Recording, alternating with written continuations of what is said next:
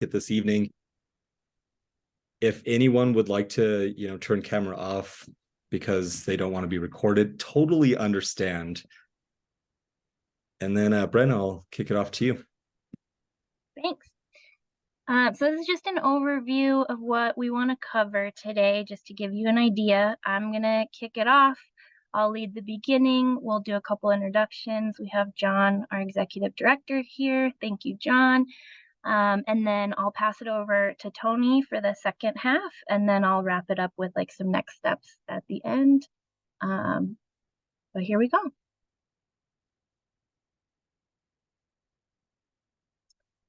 So like I mentioned, there are 3 of us staff members here today, so you'll get to meet us. We have a larger staff at the office, and you'll get to interact with them a little bit later, but my name is Brenna. You've all talked to me. I'm excited to see you in person, well, close to in person. We also have Tony and John, and they'll each get to introduce themselves.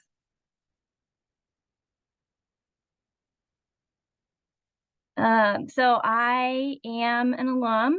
I've told all of you this already, but I am from Colorado. Went to CU Boulder. I served in Boston.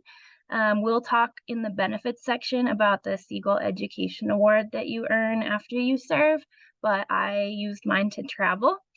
So if you aren't sure what you want to do with yours and you want to talk to me about that later, love to share more about that because it was a unique experience. I have worked for several different city year regions, so I've worked with a lot of different locations. I've been here since 2016, so I obviously love it, and I'm excited to welcome you to City Year. And those are pictures of my team and one of my students on graduation day. I love the last bullet point too, cat lady, but like no photo of like to what extent you are a cat lady. What you have to ask me later and you'll learn. Yeah, exactly. Yeah, stay tuned, folks. Hi, my name's Tony Lucero. I go by he, him pronouns, and then I'm managing director of people and operations here at City Year Denver. And so I was born and raised here in Denver, but they didn't yet have a City Year site. So I started my college career at University of Oregon studying journalism and business. I wanted to be a tech reporter. And like many first generation students, just realized, it wasn't like the academic rigor. It was things like navigating finances on your own, things like that. And I was self-financing that led me to have to leave Oregon. That's where I found City Year, and I served in Philadelphia. And like Brenna used her education award, mine was used toward tuition so that I could finish up college, where I did that at Colorado State University. And so since then, got my MBA from Regis, which was really cool because it allowed me to teach high school business and give college credit to students. And so going from like a first gen student who had to stop out to offering college credit was like a full circle dream come true. But yeah, every time I've been to a city, my fun fact, every time I've moved, I've actually never been to the place before moving. So just kind of hop in and see what's going on. And then this one picture I want to share is just an example of what service looks like back in the day. So me and my teammate David's painting at the very base of the photo. David created a 3-story mural in our school where we served. It was an elementary, and then as the floors got higher, it became a middle school. And so his mural showed the building blocks of education with like increasing complexity the higher your grade level was. And so I was so happy to see this dream come to life and fruition. He was a high school graduate that at first was a little shy, and to see him grow in this way that's still present at that school is super awesome for me.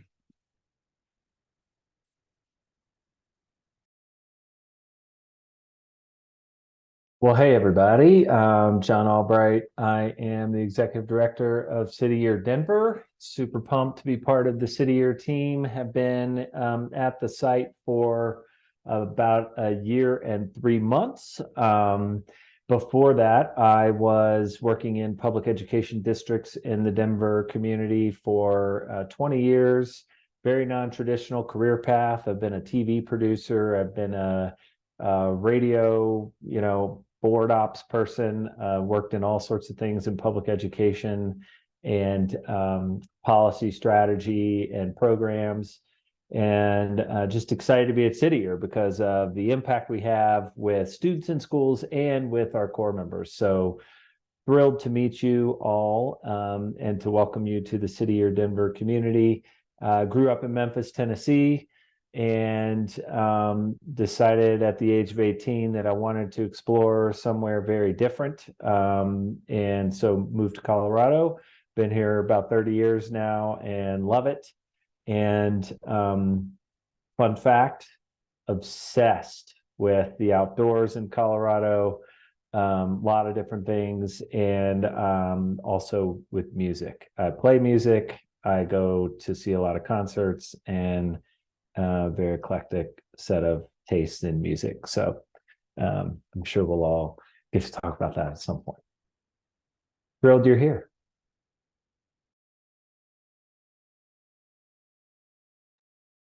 Thanks, John. Before we dive into our warm-up, does anybody have questions for any of us, or we good to move on?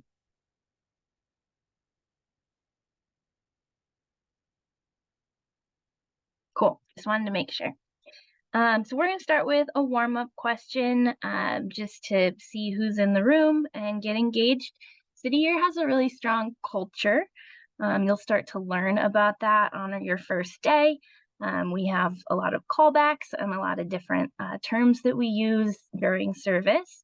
So just to kick us off with that, we wanted to start by introducing our values to you. So I'm going to drop a link in the chat if you haven't seen them before. If you can just review that, if you're not sure what any of them might mean, check it out. And then if you can move to the next slide, Tony, we just want to hear from you all which one or two of these is resonating with you the most. And if you haven't introduced yourself in the chat already, include your name, pronouns, where you're calling in from, if you didn't get a chance to do that already.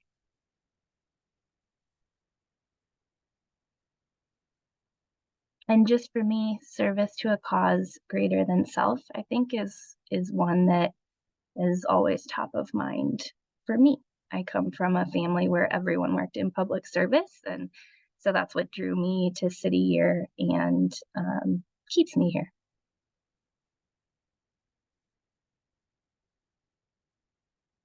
If anybody feels so empowered, you can also just come off mute instead of using the chat, but it's up to you.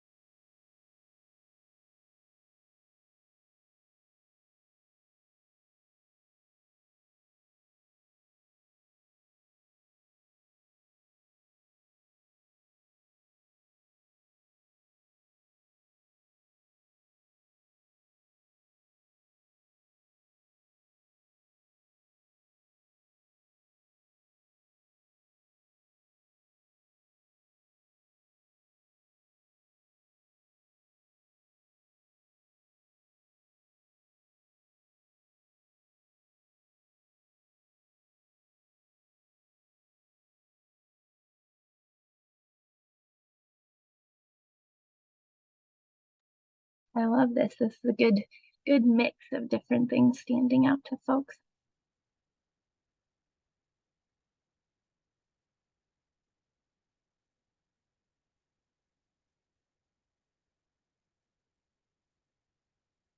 Maybe like 30 more seconds, and then we'll move on. Yeah, and I would encourage someone to hop off mute and explain a little bit more about why they chose that value.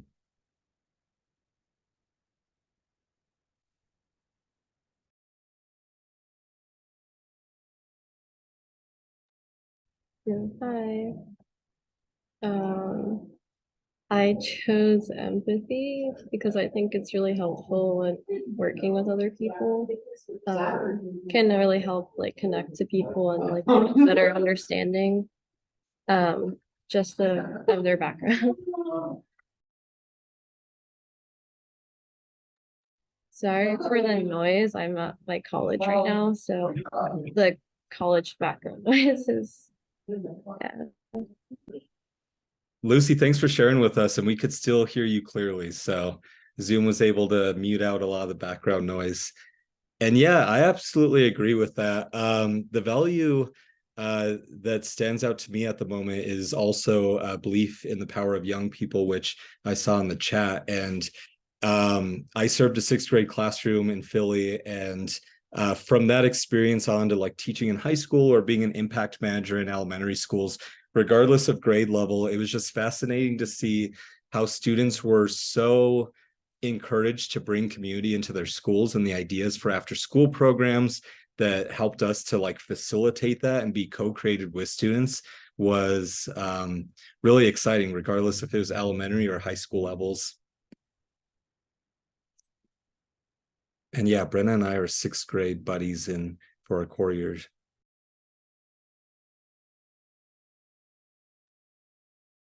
Well, thank you all, and thanks for hopping off mute, Lucy. We appreciate you being brave and taking the plunge. We just wanted to introduce a little piece of that, and we'll keep introducing different culture pieces to you as you learn more. So we gave you an overview of what we're going to cover, but mostly we want to focus on a little bit more about Denver. I know that not everyone is relocating. We do have some local folks on the call, but we want to make sure that we talk about the city and demographics and our, oh, I got one more: service to a cause greater than self and teamwork. Awesome. We want to focus on the schools and the city and the people that we'll be working with, service as well, and then what to expect next.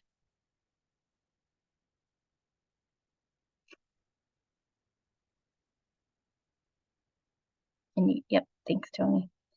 So these are just a few quick fun facts. If you haven't done a lot of digging, Denver is exactly 1 mile high above sea level. If you know the number, the feet for that, please throw it in the chat. Show it off for us.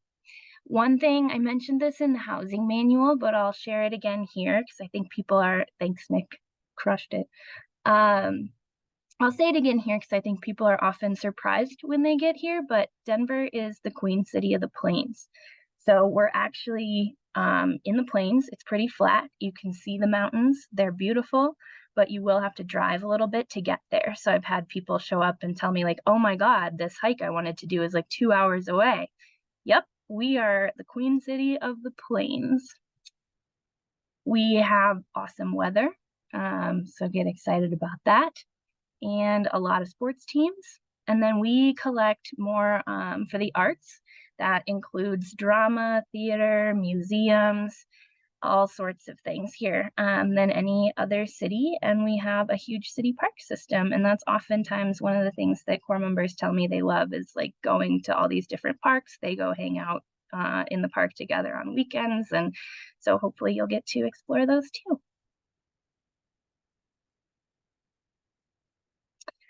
So right now we have 26 AmeriCorps members serving.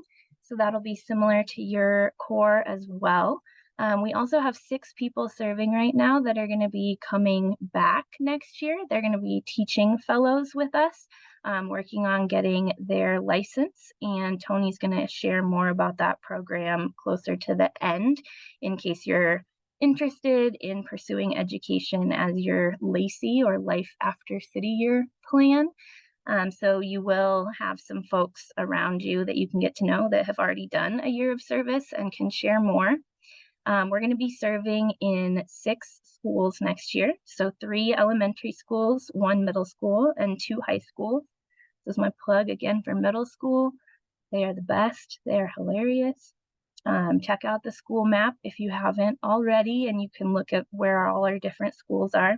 And I'll talk about that in a minute as well. And then something that we wanted to make sure you're aware of if you weren't already is that each team serving in a school has an impact manager. So you will have somebody in the school with you to coach you, to mentor you, to guide you and help you through your service. So you will not be alone. You'll have somebody there to help. Tony used to be an impact manager. Is there anything you want to add about that role that you think I didn't touch on? I loved having my impact manager as a core member and then being one, because they can be a nice sort of facilitator. For instance, maybe there's a conversation with a partner teacher you want to have, and you just want someone to like talk through the dynamics of that, or, you know, around a particular student and how to navigate a situation. And so they're a really good liaison between City Year and your team of school-based core members, and then the school that you're working at. And again, if you have questions about any of this as we talk about it, throw them in the chat, speak up, and we can like focus on any of these in more detail if people have questions. But otherwise, we can move to the next one.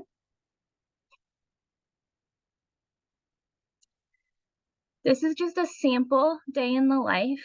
One thing that we want to reiterate is that everybody's schedule will be a little bit different.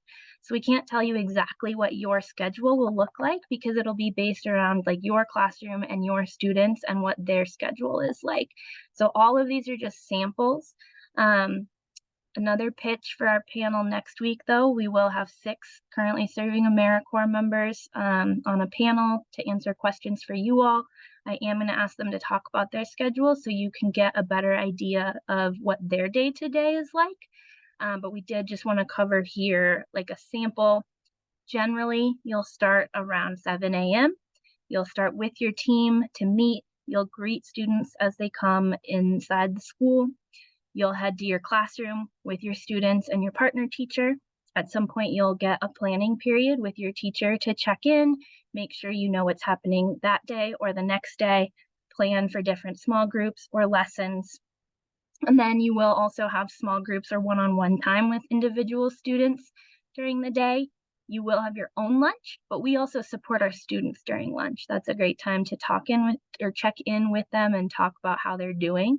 Make sure that they're okay and that they're able to engage that day. And then we'll also run after school programs. That looks very different depending on the school. So that's another reason we can't give you an exact schedule of what you'll be doing. Elementary schools oftentimes have a lot more fun programming. The last time I was at my buddy's school, they were like doing collages and cutting up paper and gluing it to things. Another time I visited, they were just having a movie day. In the high school spaces, there's a lot more homework help. Maybe students are struggling with math, unlike the elementary school students who are doing more like fun projects. So it just depends on your school. But come to the panel next week to hear more about what our core members are doing this year. And I am also going to drop the journey checklist in the chat since I referenced it there. There's more sample schedules on that page if you haven't checked them out already. And I'm glad you're still here, John, if there's anything you want to add about Denver Public Schools, since this is your wheelhouse. But we have almost 90,000 students in Denver Public Schools. There's 207 schools. So DPS is a huge school district, and we just serve 6 schools in DPS. So this is just an overview of the whole district. It is 63% free and reduced lunch. And you can see here that the majority of our students are Hispanic or identify as Hispanic or Latinx. And then the top 5 languages spoken by students other than English are listed here: Spanish, Arabic, Vietnamese, Amharic, and Somali. Amharic is a language spoken in Ethiopia, if you're not familiar with that. So if you speak any of these languages, please let us know. We'll take that into account when we make school placements. Just want to flag that. Anything important to note about DPS, John? No, I think you nailed it. I mean, it is a district that has changed pretty rapidly in recent years as the sort of cost of housing in the community has, you know, shifted and changed in the type of housing in the community. And so you see that often in urban school districts, the ebbs and flows of how the population of the school district changes, and Denver's one of those. Yeah, I think one thing to note with that is you're coming in at a very exciting time, whether you're local or out of state, to learn more about Denver Public Schools. So on Learning and Development Days, we often have a lot of sessions, including external guests who will help us navigate the civic knowledge and the fluency of education reform in Denver. So you get time to like understand and analyze the issues, to be able to discuss and just apply that learning to your service.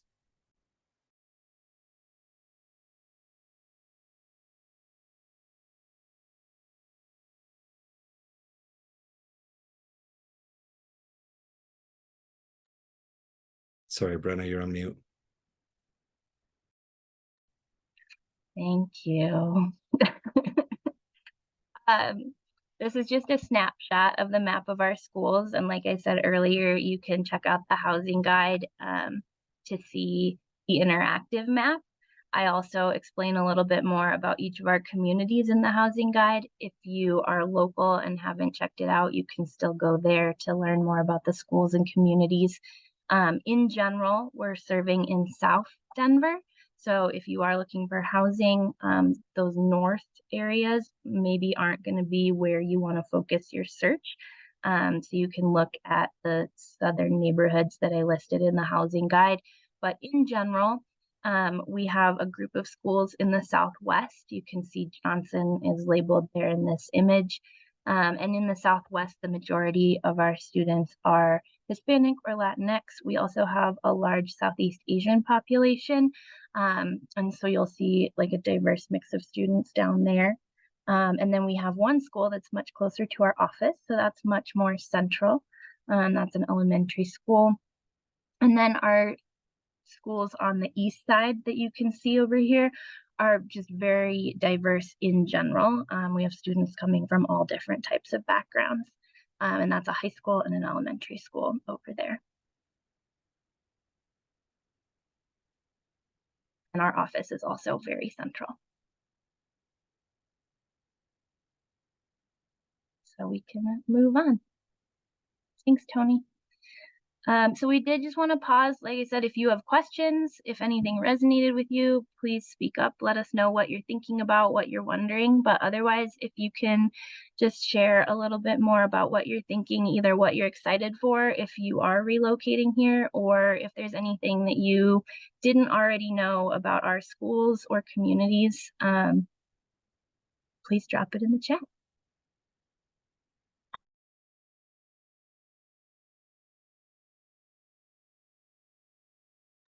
I am relocated. This is Samia, and I would say that I am excited just to learn the area and to learn just more information about you guys.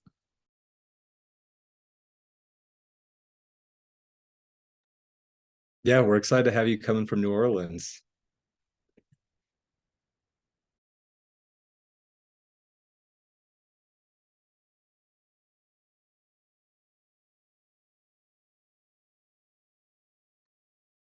Lots of that to do here, Lucy. There's a cool one of the Denver rec centers, the big one, the biggest one in town, which is right in the middle of town, not far from our office, has a big climbing wall and stuff. That's pretty neat. Yeah, But there's also lots of gyms, and then there's plenty of places to go, like bouldering and do outdoor climbing and stuff like that too. So yeah, I'm excited to do more outdoor stuff. I mostly climbed in the gym, so that's like will be nice. Yeah.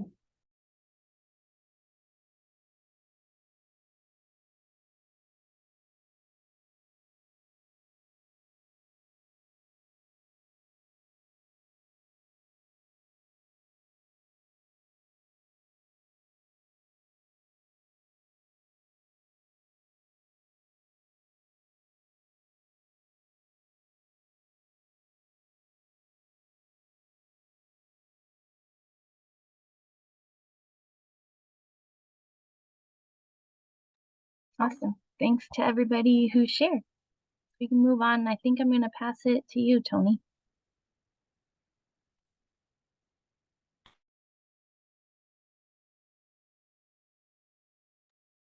All right, so we're going to talk a little bit about our commitment to equity. And in the chat, I just want to drop what our equity mission is here at City Year. So we are committed to advancing educational equity on our organizational journey toward anti-racism. And we recognize that each of us is in a different place on our equity journeys. And so we'll discuss a lot of that in learning and development days, in your teams and with your school staffs, like your partner teachers and your partner school staff on your different campuses. And so regardless of how far we've traveled or title, how long you've been in education, if you did camps before, volunteering at a younger age, we're all engaged in this work necessary to begin or to continue in, and I stress this part, like a lifelong journey, regardless of how many years we'll continue in education past this experience. It's always at the forefront. And so we have a couple of different things that we'll talk about in this section. We shared our mission toward being an equitable and anti-racist organization. We also do have our National Office of Equity. And so there's at every site or every city, there is an equity point and an equity team that works nationally and locally. We also have equity councils, and that can be a lot of core driven work. So we want to hear from you and how we can advance our anti-racism ideals and our journey toward equity as an organization. You're a key part of that and holding us to account to that and helping us to grow. And then also for you all to be able to share best practices for your school sites. And then we'll also talk about City Year culture a little bit. And so really important and central to this work is to be able to share exactly what we mean when we say our equity work is centered in DBIE. So we have diversity, belonging, inclusion, and equity. And I'll give us a second to read the definitions for our DBIE focus as City Year staff members and as core members.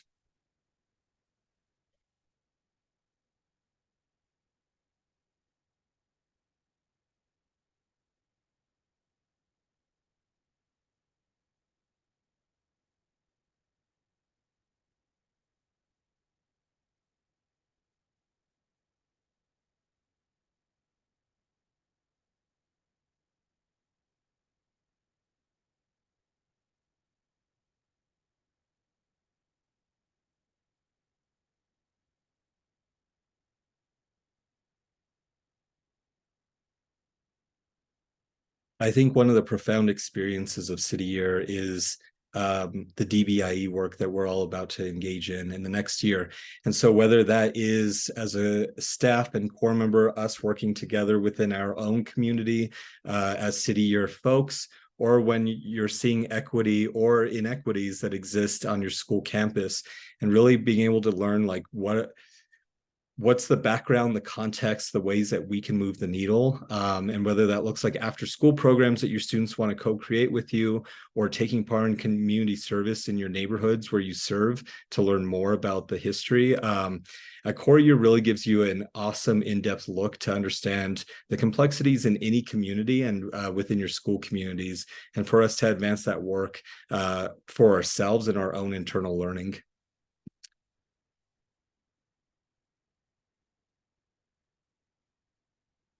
And so one of the things that we want to talk about are affinity groups, and these are designated safe spaces for particular identities to connect and share experiences.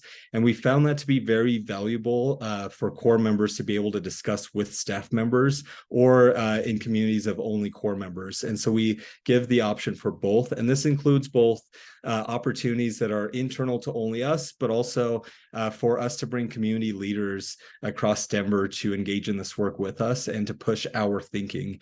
And so it's always an amazing experience when we get a guest speaker or a panel who can share a little bit more of their identity, their experience, and how place and land have informed their lived experiences.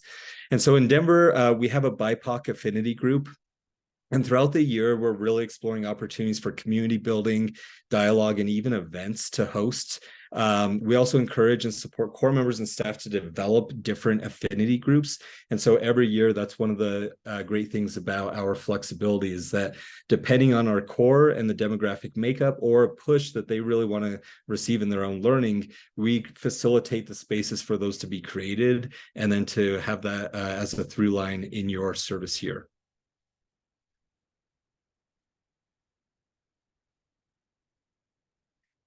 And so the last thing that I'll sort of talk about, and then I want to open it up, whether it's in chat or if you want to unmute, a little bit of how DBIE and equity work looks in our service year. So in the community, talked a little bit about this, but one thing that I'll really stress is even if we're local to Denver or to wherever a core member might serve, we really want to embrace this idea of being a guest in one's house.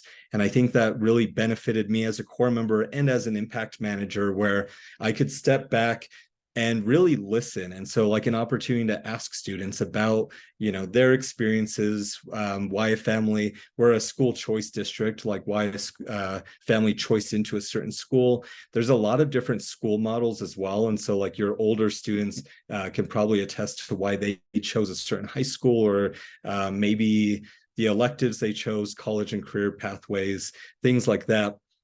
But really to come into your service year with a mentality to listen and really learn about those nuances of community, so that, we're really getting a full spectrum view of what's happening. For students, many of our students, you'll be helping to reach their potential, live in systemically under-resourced communities. And that's been something that I've been really happy to see throughout different core years, is how core members will listen and learn and then help to co-create opportunities to help. So whether that's with receiving transportation, we also had some really incredible extracurriculars that were surfaced by students to say, this is what we want to see in the community, help us to create that. Those are really great opportunities. But for our students' lives, of course, this also means that there are many difficult obstacles that students and families may face, and that might include food and housing insecurity, trauma, health, and safety issues. And so I've referenced this a couple of times, but learning and development days are good opportunities for us to talk about the high-level systemic issues that families and students may face in our community.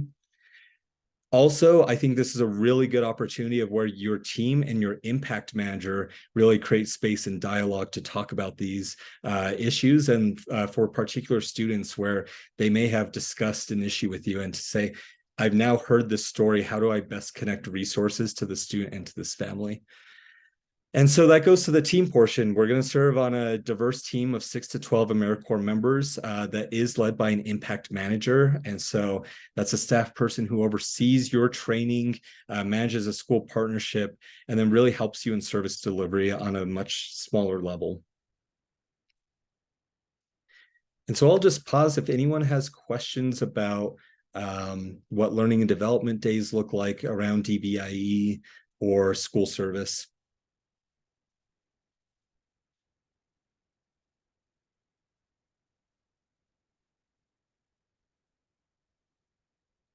Okay.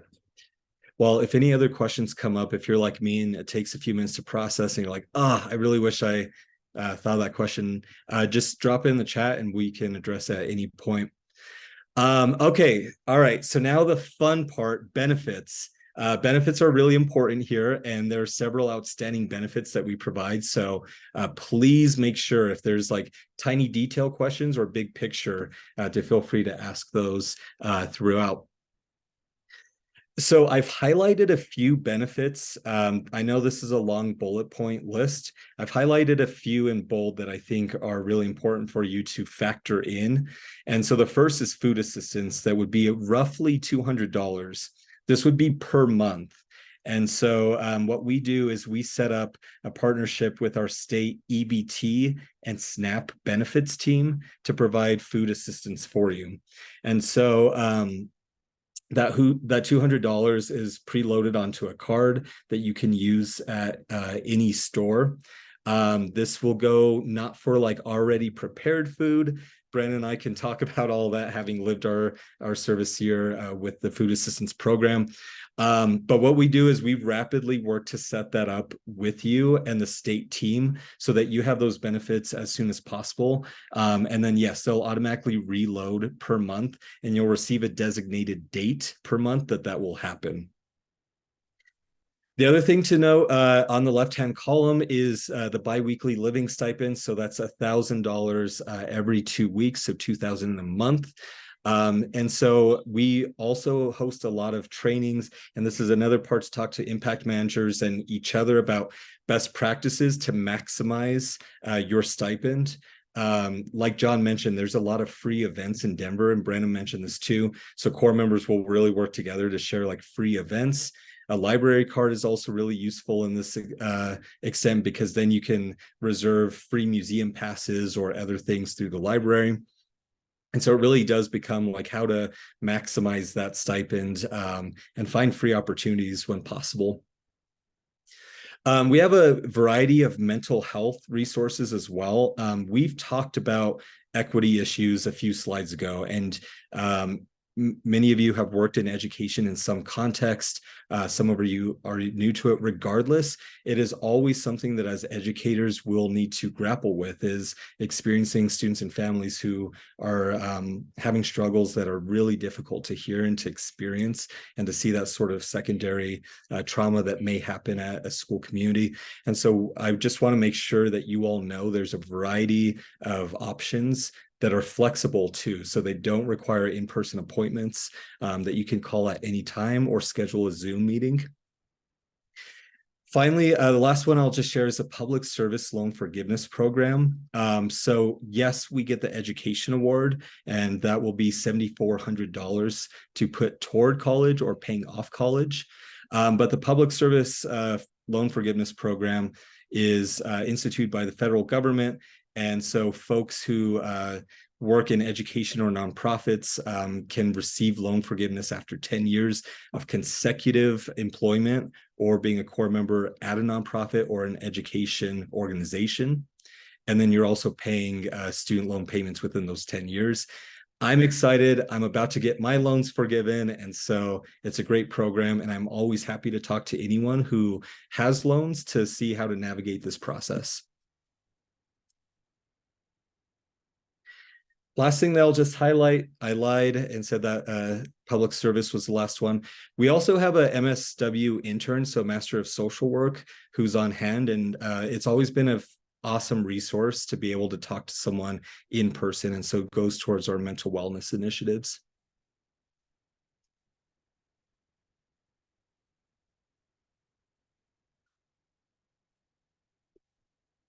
And so part of Brenna's housing guide has advice for maximizing your stipend, but we'll just highlight that one more time to mention that it will be $2,000 per month.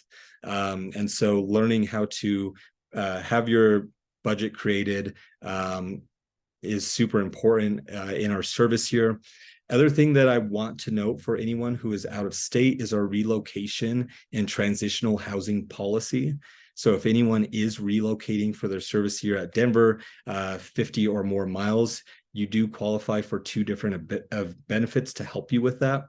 Relocation assistance is $500. It's a one-time payment to offset relocation costs. And then in the case of like maybe housing didn't go through, or you're waiting for perhaps, let's say, like 2 or 3 days after the start of the year for your unit to become available, like if the landlords are cleaning it to prepare for you. We do have transitional housing that can stay for up to 6 nights. And what we do is me and you would work on a location that is most convenient, whether it's near where you're going to live or near service or main office. And we'll set that up so that you receive that benefit to help ease that transition that some folks may have.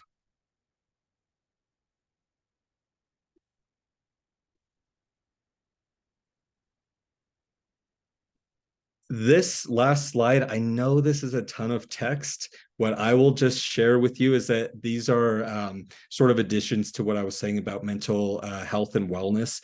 And so the Employee Assistance Program offers free counseling sessions for folks ranging on a wide set of issues. I'll say that it's offered to staff as well, and I've encouraged staff, and I've used it myself. The EAP service is really easy to set up through City Year, and you can find a therapist based on either your background identity or a certain sort of therapy program that you want to engage in, and it'll filter through that. But we also know that it's really tough to meet with a therapist on a long schedule like Brandon shared out. And so we do have Talkspace, which is an online and mobile therapy program that's offered. There's also the ability to talk, text, or email 24/7. And then 10% Happier is a meditation app that is also super nice for like centering yourself after a long and sometimes hectic day.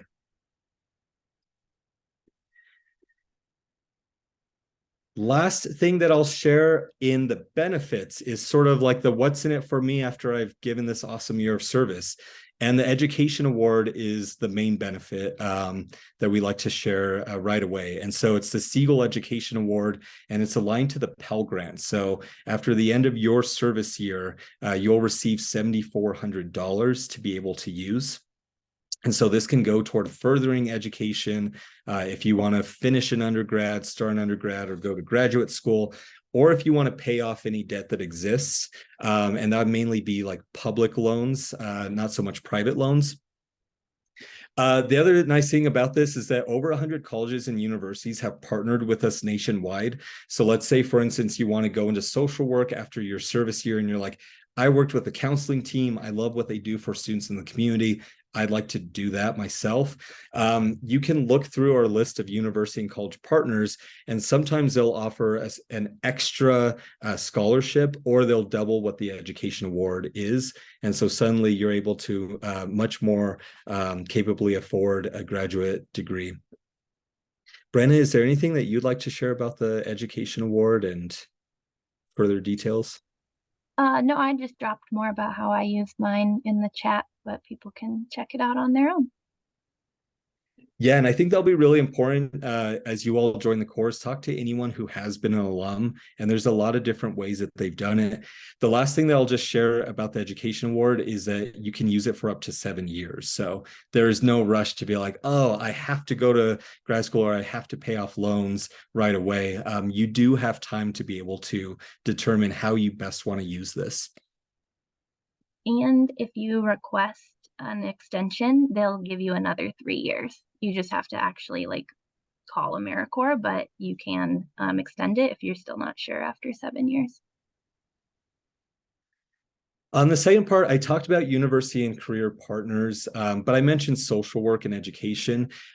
We have a lot of partnerships that are outside of education. So if you want to go into computer science, law, whatever it may be, we have a lot of mentors in the City Year Denver network, but then also nationally, there are a lot of partnerships to help you in careers that might not be associated with education. And we see a lot in like the health fields that come to our core and then go on to infuse that education and public health lens, which is super awesome. But it could extend to like environmental science, law, nonprofit, whatever it might be.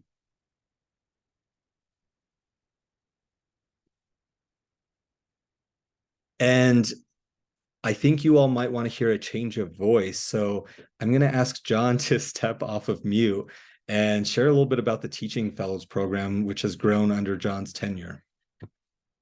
Thanks, Tony.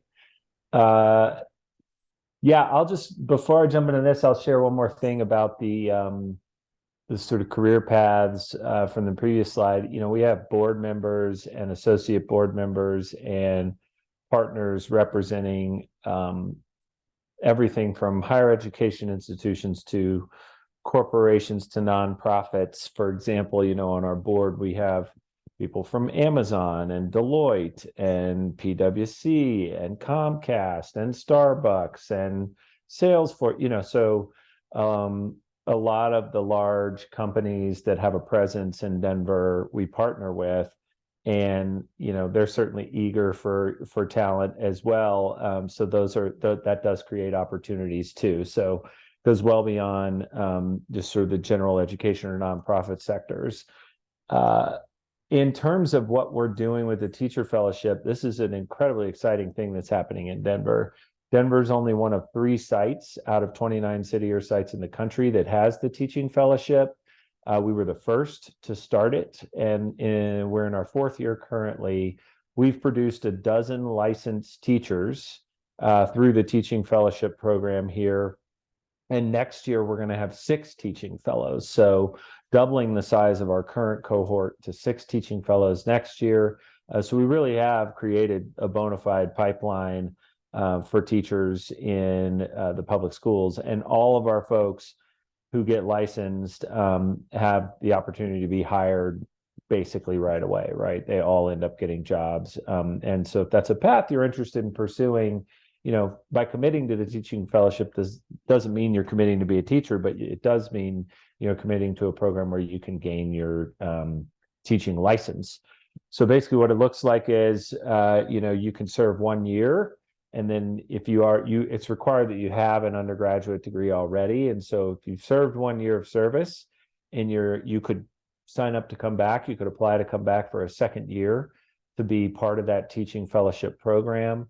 The structure of that year looks different in the sense that you'd be in a 1,200-hour AmeriCorps slot instead of a 1,700-hour one. And you would go to a full day of school at Regis University. That's our higher education partner, amazing Jesuit university here in Colorado.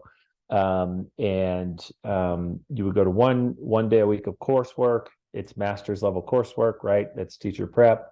And then you would be in the school doing service that looks different than a standard core year service, and also be doing your education practice work throughout the year. And then at the end of the year, you'd be eligible to test for your licensure.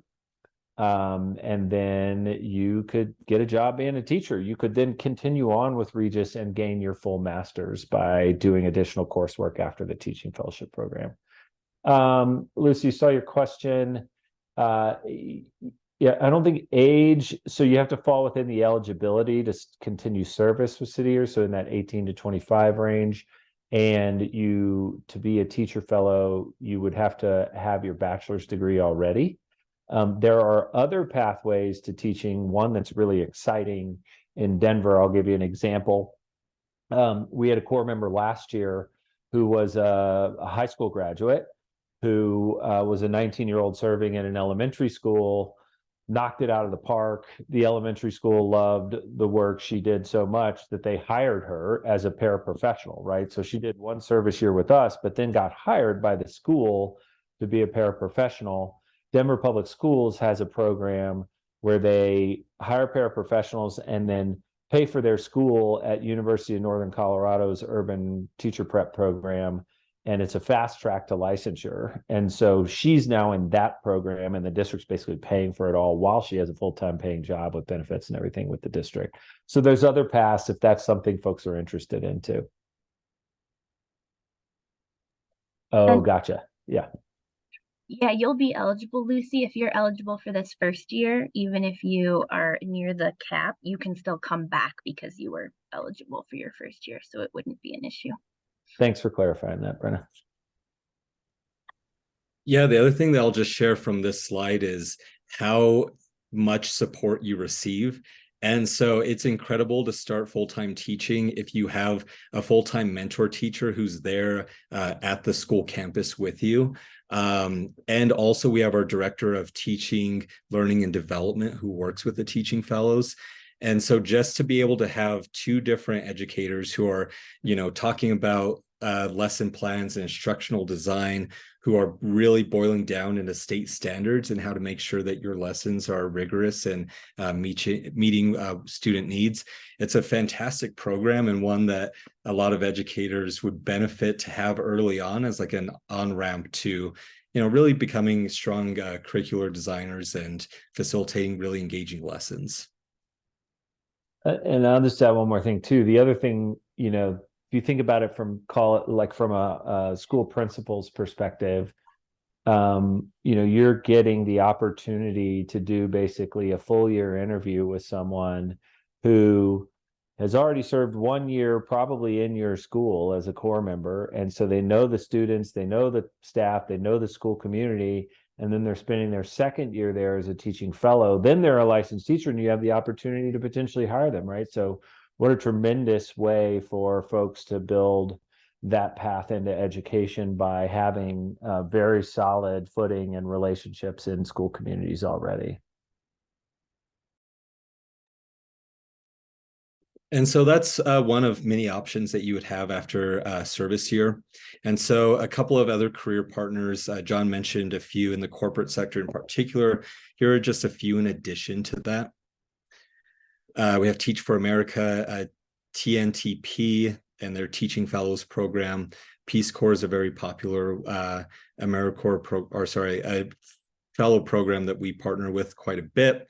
And then there's more at alumni.cityyear.org.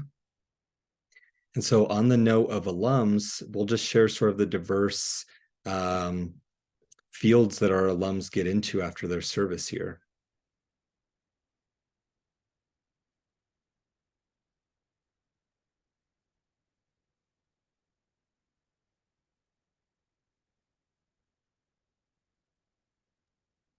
And City Year's been around since 1988. So some of these people are very established in their career if they served a long time ago. So if, we haven't talked about the field that you're interested in, we have an alumni team at City Year that you can reach out to. We could facilitate or help with that, and they can find somebody for you to talk to and get mentorship or career advice.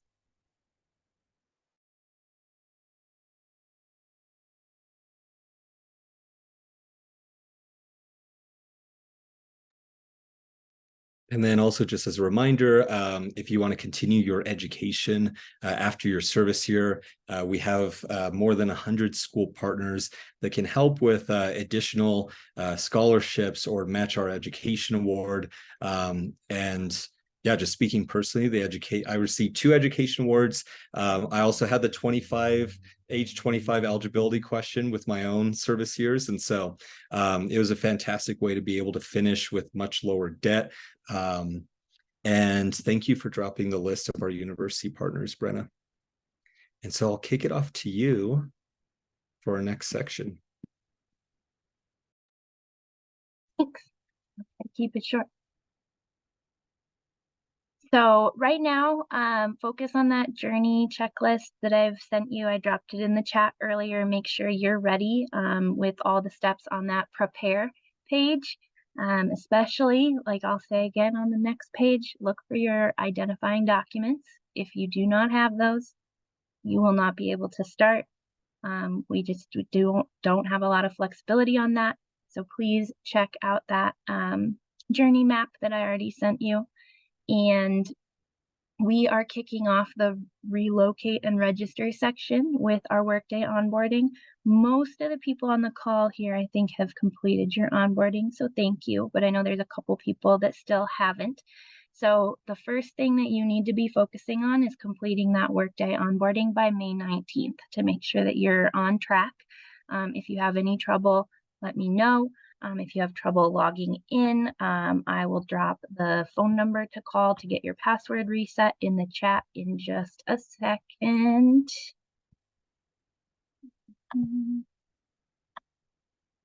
If my computer loads. There we go. So again, call that number if you need to get your password reset and you're having trouble logging in or anything like that.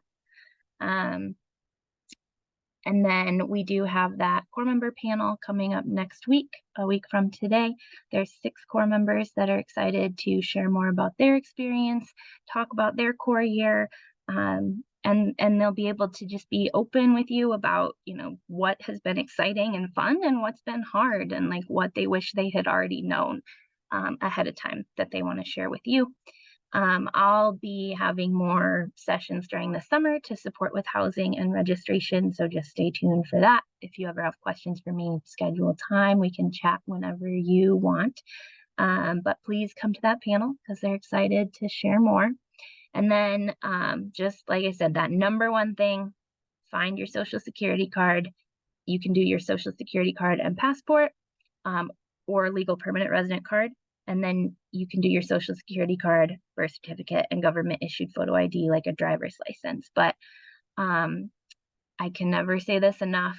Like if you think that your mom maybe has your social security card, call her today, ask her to put her hands on it, because somebody every single year finds out the night before that mom does not have it where she thought it was.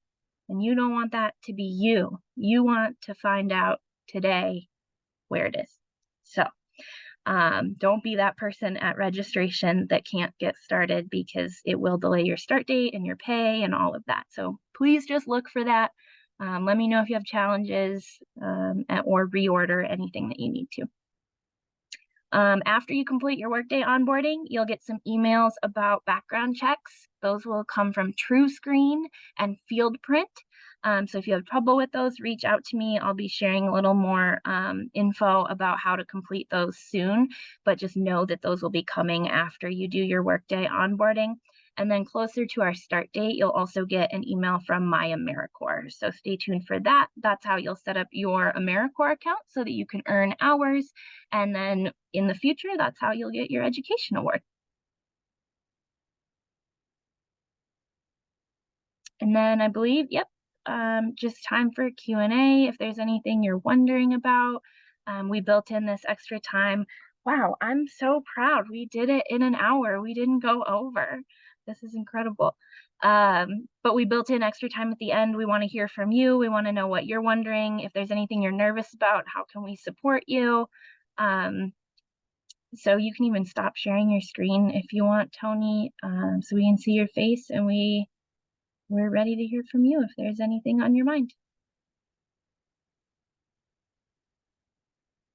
And I'll also stop recording so that if people have questions, you know, that's not part of it. Don't worry.